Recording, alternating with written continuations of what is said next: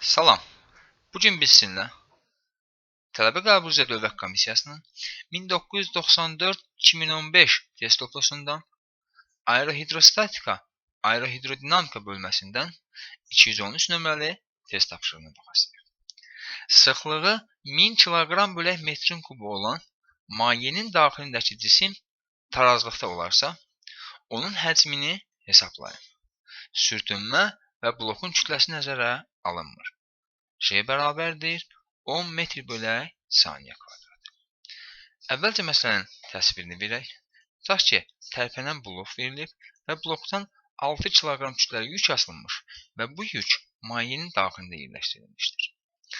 Məsələni həll etmək üçün əvvəlcə cismə təsir edən qüvvələrin qiymət və istiqamətlərini təyin edək.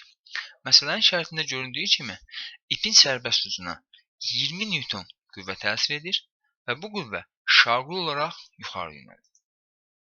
Biz ipin sərbəst ucuna 20 Newton qüvvə təsir etdikdə, ipin digər ucunda 20 Newton gərilmə qüvvəsi yaranır və şaquli olaraq yuxarı yönəlir.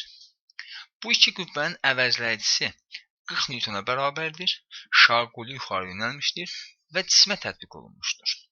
Deməli, blok tərəfindən cismə 40 Newton qüvvə tətbiq olunub və şaquli olaraq yuxarı yönəlir.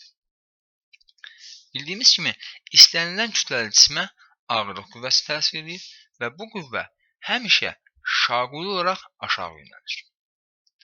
Bu iki qüvvələrdən əlavə, cisim maye daxilində yerləşdiyi üçün ona maye tərəfindən itələyici qüvvə, yəni Arximed qüvvəsi təsir edir. Əvvəlcə ağırlıq qüvvəsinin qiymətini hesablayaq. Bildiyimiz kimi, ağırlıq qüvvəsi F ağırlıq bərabərdir mg düsturu ilə hesablanır.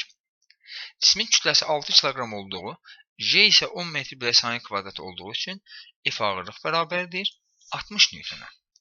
Məsələnin şərtində deyilir ki, cisim tarazlıqda qalmalıdır. Yəni, cisim tarazlıqdadır. Newtonun birinci qanuna görə cismin sükunətdə qalması üçün ona əks istiqamətdə təsir edən qüvvələr bir-birinə bərabər olmalıdır. Yəni, əks istiqamətdə təsir edən qüvvələr bir-birini tarazlaşdırmalıdır.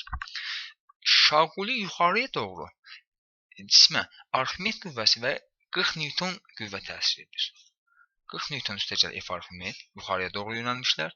Aşağıya doğru isə 60 Newton ağırlıq qüvvəsi təsir edir. Yəni, bu 60 Newton qüvvə bu iki qüvvənin cəminə bərabər olmalıdır. Bu bərabərlikdən alırıq ki, F Arximed bərabərdir 20 Newton. Bildiyimiz kimi, Arximed qüvvəsi F Arximed bərabərdir Rho maye V cisim J düsturu ilə hesablanır. Bu düsturdan cismin həcmini tapası olsaq, V cisim bərabərdir F Arximed bölək Rho maye vuraq J-yə. Qiymətlərini yerinə yazaq. Arximed qüvvəsi 20 Newton, mayenin sıxlığı 1000 kiloqram bölək metrin kubu, J isə 10. Qiymətləri yerinə yazıram. 20 bölünmüş 1000 vurulmuş 10-a bərabər olacaq 0,1000-də 2 kub metr. Cavab C variantı.